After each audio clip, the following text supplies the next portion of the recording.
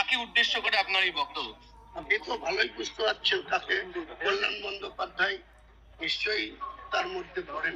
কল্যাণ বন্দ্যোপাধ্যায় ভট্টাচার্যকে যেভাবে গত কয়েকদিন আগে আর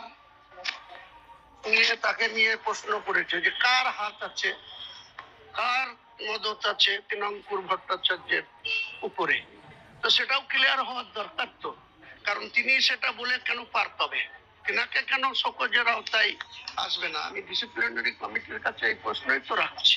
আপনি যে দলে থাকেন সেই দলের ভিত্তি গ্রামীণের ওপরে, আপনার দলের ভিত্তি গ্রামীণের ওপরে, কোথাও গিয়ে মনে হচ্ছে গ্রামের বিধায়করা টার্গেটেড?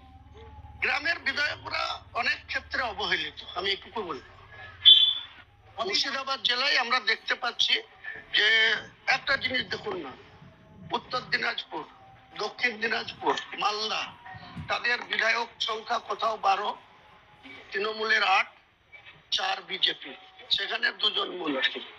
উত্তর দিনাজপুর 7টা বিধায়ক, 1টা বিজেপি, 6টা বিধায়কে 2 জন মন্ত্রী। উত্তর দিনাজপুরে একইভাবে গোয়ালপুকুরের ওই গোলাম রব্বানি থেকে শুরু করে তারা। আর যেই মুর্শিদাবাদে চলে আসবেন, 22-এর মধ্যে 20টা বিধায়ক 2 হাত তুলে আশীর্বাদ করেছে মমতা বন্দ্যোপাধ্যায়ের। কার চক্রান্তে, কিসের জন্য মুর্শিদাবাদের মানুষকে এইভাবে বঞ্চিত করা হচ্ছে? এরপরে মুর্শিদাবাদের মানুষকে সংগঠিত করব এবং মুর্শিদাবাদের অধিকার প্রতিষ্ঠিত করারই আগামী দিনে আমি শপথ নেব।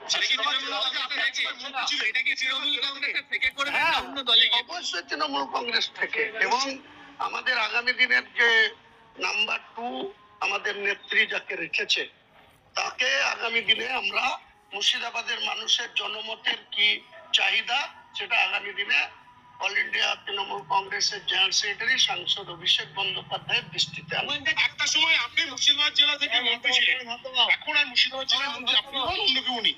যে আছে সে হাফ নয় কোয়ার্টার, যিনি আছেন তিনি হাফও নয় কোয়ার্টার মন্ত্রী আছে। সেটা কি আপনার ক্ষোভের জায়গা? আমার ক্ষোভের ব্যাপার নয়, মুর্শিদাবাদের মানুষকে বঞ্চিত করা হচ্ছে। 20 মধ্যে কোয়ার্টার, আর কেউ 6-এর মধ্যে 2, কেউ 7-এর মধ্যে 2, কেউ 12-এর মধ্যে 8 টিএমসি মেম্বার, সেখানেও 2। তাহলে এই দ্বিচাচারিতা কেন হচ্ছে মুর্শিদাবাদের মানুষের সঙ্গে? আগামী দিনে মুর্শিদাবাদের মানুষকে নিয়ে তৃণমূলেই থাকবো, তৃণমূলেরই সর্বোচ্চ নেত্রীর কাছে ডিমান্ড করব এবং নাম্বার 2 কে ডিমান্ড করব। এক পাতার নোটিশের ক্ষেত্রে 3 পাতার জবাব আপনি দিলেন, কি উল্লেখ করছেন তাতে?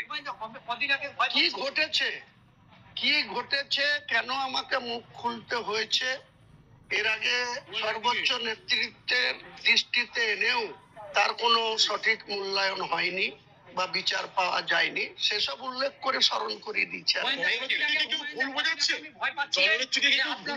আপনার উপরে হামলা হতে পারে, কদিন আগে ভয় পাচ্ছিলেন, গতকালকে মুখ্যমন্ত্রীর সাথে দেখা করার পরে সেই ভয়টা কি কেটেছে? আমি ভয় পাই না ভাই, আগেও বলেছি, আবার বলছি, বারবার একই কথা আমার মুখে বলেন না।